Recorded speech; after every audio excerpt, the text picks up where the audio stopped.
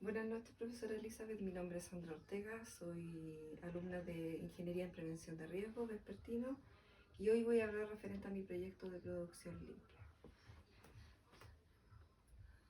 Descripción de la empresa. Fresenius Euskadi es una empresa dedicada a la fabricación de productos farmacéuticos, principalmente a recetarios magistrales endovenosos, el cual prepara los recetarios de pacientes que se encuentran con procesos de oncología en quimioterapia. Fresenius Euskadi se encuentra ubicado en Ignacio Valdivieso 2405, comuna de San Joaquín.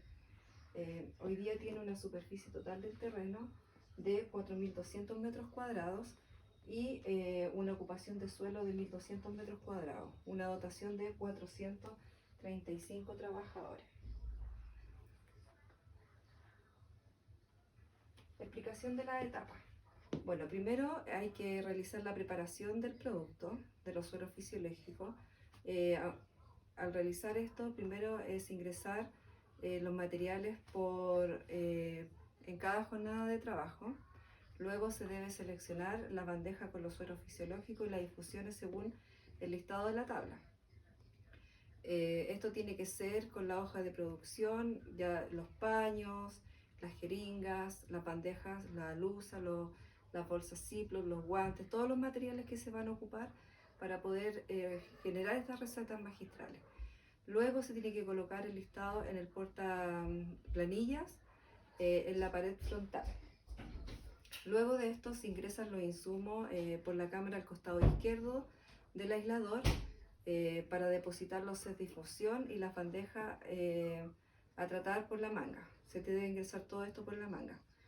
Ingresando los sets de infusión y luego abrir la puerta lateral para realizar el recambio primero de aire y luego colocar los guantes estériles para los insumos del lado izquierdo hacia la derecha. Colgar los sueros después los ganchos y estos deben estar rotulados con lápiz pasta azul, nombre y la dosis del medicamento que se va a fabricar. Luego instalar el set de infusión. Verificar el set que esté todo ok. Luego para esto proceder con el con el ingreso de la droga.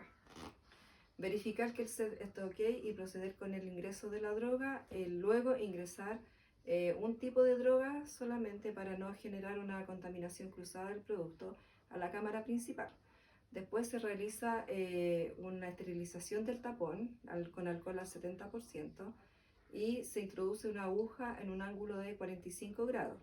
Una vez que se introduce la aguja, se retira esta y se inyecta un poco de aire para medir el volumen total de la fabricación. Luego de esto se retira la droga y se tiene que realizar un suero con el volumen de la droga a preparar. Realizar la conciliación del frasco empleado y realizar el despeje de la línea. Luego, con el listado de producción y la hoja de fabricación, esto debe estar verificado por el químico farmacéutico de producción y luego se ingresa el preparado hacia la sala de antecámara derecha y retirar el suero fisiológico y pesar también en la balanza. Una vez que esto se pesa en la balanza, colocar los preparados por el transfer hacia la sala de etiquetas, sacar los productos preparados y ahí termina el fin del proceso.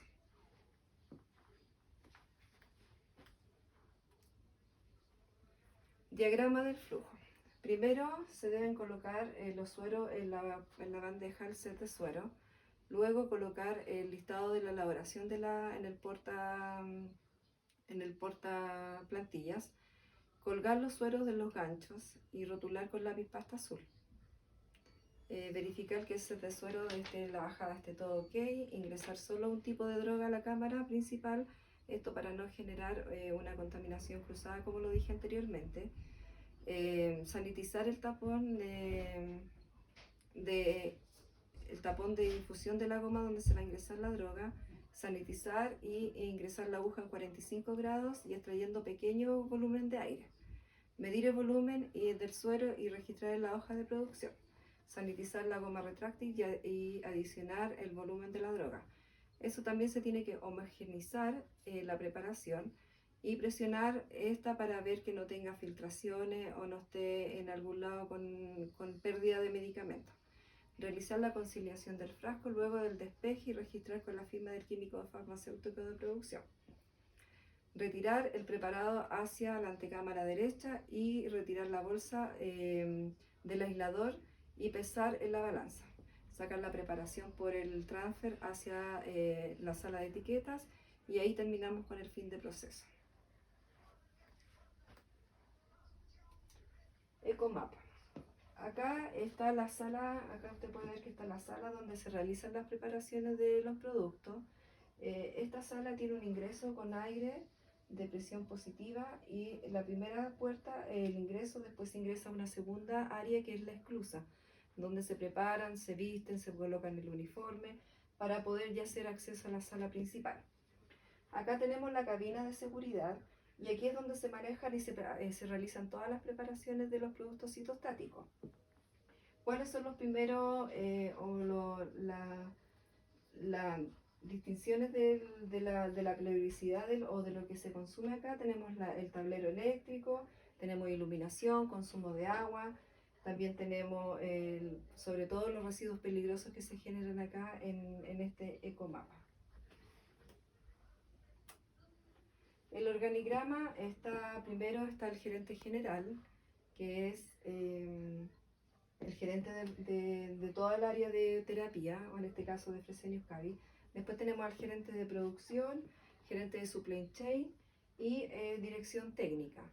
Acá más abajo del gerente de producción está el jefe de producción, luego está el químico farmacéutico de producción y el técnico también de producción. En supply chain tenemos al jefe de distribución, tenemos por otra parte a los choferes que son los que realizan los transportes de la droga y del medicamento hacia los hospitales. Tenemos en la dirección técnica al subgerente de aseguramiento de calidad y el jefe de producción de control en proceso, y por otra parte tenemos al jefe de sistemas documental. La matriz MED. Bueno, la matriz MED que en cada etapa nos da, en primera etapa la de materias primas, donde principalmente aquí tenemos entre las materias primas el principal componente que es la droga en sí que se va a preparar, que es citostático, y tenemos los medicamentos que también son parte de los insumos o de los aditivos que estas preparaciones requieren, como cloruro fisiológico y glucosa. Principalmente la combustión que generan aquí o la energía es la electricidad y combustible. Los desechos de envase, principalmente envases de vidrio, que son los donde se prepara lo que va quedando en los envases donde viene la droga, los envases plásticos y residuos de productos peligrosos. En el área de preparación, acá tenemos muchos insumos como guantes, tenemos jeringas, tenemos portasuero, tenemos los mismos uniformes que son desechables en grandes cantidades que se van generando en el día a día debido a que los trabajadores tienen que transitar con un uniforme y también usar otro. Tenemos antiparras, los buzos, tenemos cofia, tenemos cubre calzado, guantes estériles, tenemos las bolsas Ziploc que se ocupan, las mismas bajadas de los sueros. Esto principalmente acá, ¿cuál es la energía? Es la electricidad y el combustible, y el agua son la mayor cantidad. Los desechos que se generan son gran cantidad de ropa de trabajo principalmente, guantes, jeringa, todos los insumos anteriormente mencionados, como las bajadas de los sueros, las bolsas Ziploc, los guantes, los cubre calzado, las cofias, se van desechando. Tenemos la parte de distribución, el transporte, que es principalmente la benzina, y el transporte de los coolers de citostático. La energía que se ocupa acá es el combustible, y el principal desecho es la contaminación atmosférica.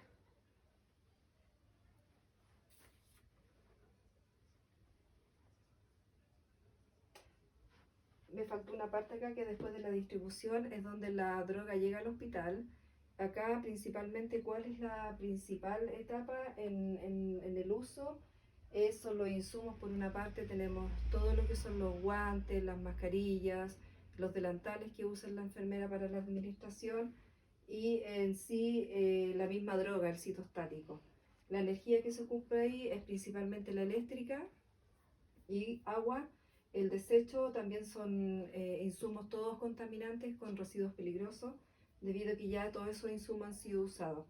Y la disposición final, después tenemos el fin del proceso, que ya es cuando esto se va a la disposición final de donde se da fin al ciclo, y ahí principalmente tenemos las cenizas, que son las que se generan por contaminantes, contaminación atmosférica y contaminación de residuos peligrosos. La revisión inicial ambiental, tenemos por una parte las materias primas, que principalmente son la droga de citostático y los medicamentos anexos que se van ocupando. En la droga citostático tenemos los riles, los rices y la contaminación atmosférica. El decreto supremo, el 148, el 144 y el 594, que son nuestros decretos que principalmente en esta revisión inicial. En producción tenemos por una parte todo lo que son las bandejas, los insumos que se van generando, como la bandeja, los riñones, la luz, las probetas, los guantes, el alcohol, y estos son residuos generados, que son principalmente los rices. Por otra parte tenemos los medicamentos, que son los cloruros de sodio que se utilizan, la glucosa, y estos pertenecen a los residuos generados, que son riles y rices. Por otra parte, en la misma parte de producción tenemos los citostáticos, que son los productos que más se ocupan, los paños que se han ocupado en esta preparación, las bolsas que se generan. Todos estos productos ya están contaminados y se desechan como riles y rices, y también atmosféricos. Tenemos la distribución, las drogas de citostático, que son las que son trasladadas, y el residuo generado es riles, rices, atmosférico, y el decreto supremo el 298. Me falta la parte de donde se administra el medicamento, que ahí también tenemos la producción, los guantes, tenemos el citostático, tenemos las mascarillas, lo que se usa principalmente, y ahí el uso se trata como las REAs, que son riles, rices, y se trata de acuerdo a la disposición de los hospitales. Ellos tienen otro sistema que es REAS, también el decreto 148, el 725 y el 298. Y por otra parte tenemos las drogas, que es el fin del proceso, que es la disposición final, que también es a través de las REAS y del 144 y el decreto supremo 148. Bueno, acá viene la parte de mi proyecto, que principalmente es la gran cantidad de uniformes que se generan en esta área, debido a que, como les comenté anteriormente, tenemos dos tipos de uniformes. El uniforme que hoy día actualmente se usa es uniforme de tipo desechable, en el cual los trabajadores se cambian cada vez que salen, entonces se genera una gran cantidad de desechos por este concepto.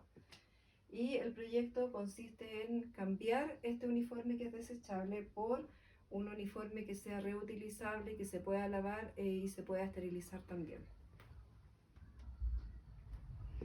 En la organización, ¿cómo se va a generar este cambio? Y aquí tenemos enumeradas las actividades. Primero tenemos el levantamiento de las necesidades del cambio del uniforme, esto debido también a la gran contaminación que producen estos uniformes, que esto sería en enero. Tenemos por otra parte, en el ítem número 2, es buscar los proveedores que necesitamos y las cotizaciones de los uniformes que necesitamos requerir para poder implementar este proyecto, que sería en el mes de enero y febrero.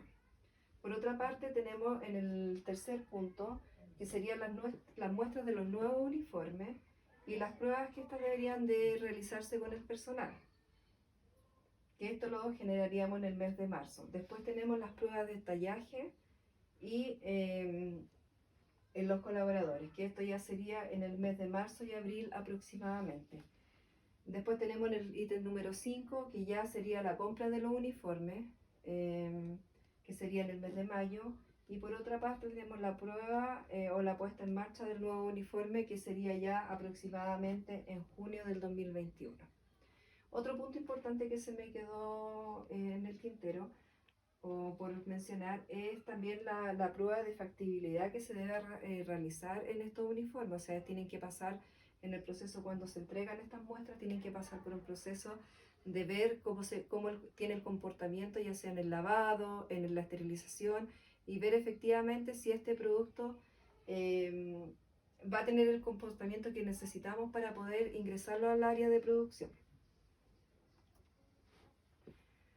El análisis de factibilidad, acá se realizaron cotizaciones con los proveedores actuales. Hoy día, acá ya tenemos una tabla en el cual, ¿por qué es importante el cambio de los uniformes? Tenemos hoy día que tenemos aproximadamente, son 10 trabajadores que ingresan al área. Cada trabajador ocupa 4 uniformes al día aproximadamente. Esto quiere decir que si ocupa 10 uniformes, al mes serían 40 uniformes, y si lo multiplicamos por los 365 días del año serían 14.600 buzos anuales que estaríamos desechando hoy día al medio ambiente o dándole una disposición final. Cada buzo de estos cuesta 4.990 pesos y son 14.600 los que necesitamos para un periodo de un año. Eso nos da un valor de 72.854.000 pesos. La disposición final, aproximadamente, que es el volumen que sacamos, porque son otros también los desechos que se generan, tiene un valor de 300 pesos, lo cual nos da un valor de 14.600 pesos anuales, y esto nos suma 4.380.000 pesos, dando un valor total del costo que hoy día se está inyectando en este insumo de buzos, son de 72.858.380. Ahora, ¿cuál es la propuesta? Es cambiar estos uniformes desechables por unos que se puedan lavar y esterilizar y sean reutilizables, por un buzo que tiene un valor de 14.990 pesos. Y necesitaríamos 240 unidades. ¿Por qué 240 unidades? Porque este buzo tiene una duración de vida aproximadamente de 6 meses, que es lo que nos dice la ficha técnica que duraría. Por ello necesitaríamos invertir al año 3.597.600 pesos en buzos. En disposición final tendríamos cero costo. ¿Por qué? Porque ya no tendríamos que estar pagando para que estos buzos se vayan a darle una disposición final. En lavandería, proyectando que tendríamos que enviar estos buzos a lavar a un área, a una empresa externa, gastaríamos 475 pesos más o menos por unidad el lavado de cada buzo de estos. Teniendo en cuenta que son 14.600 buzos anuales, nos da un valor de 6.935.000 pesos, y sumando todo esto tenemos un valor anual de 10.532.600 pesos. ¿Por qué puse esta foto acá al lado? Porque hay un área dentro de la empresa de donde se fabrican los medicamentos que hoy día ya tienen un autoclave. Entonces podríamos a lo mejor ahorrar el tema del costo de mandar a esterilizar el buzo afuera, y se podría esterilizar dentro de la empresa. Los CIF no tendríamos que considerarlo acá. ¿Por qué? Porque son los costos indirectos de fabricación, ya están considerados porque ya estos autoclaves ya tienen un funcionamiento con otra área donde esterilizan su uniforme. Por ello, sería un costo cero en, por ejemplo, en luz, en agua, en todo lo que se genera en costos indirectos de fabricación. Así que tendríamos un ahorro de 62.325.780 pesos, lo cual es un impacto que para la empresa en cuanto a ahorro, pero también impacto ambiental.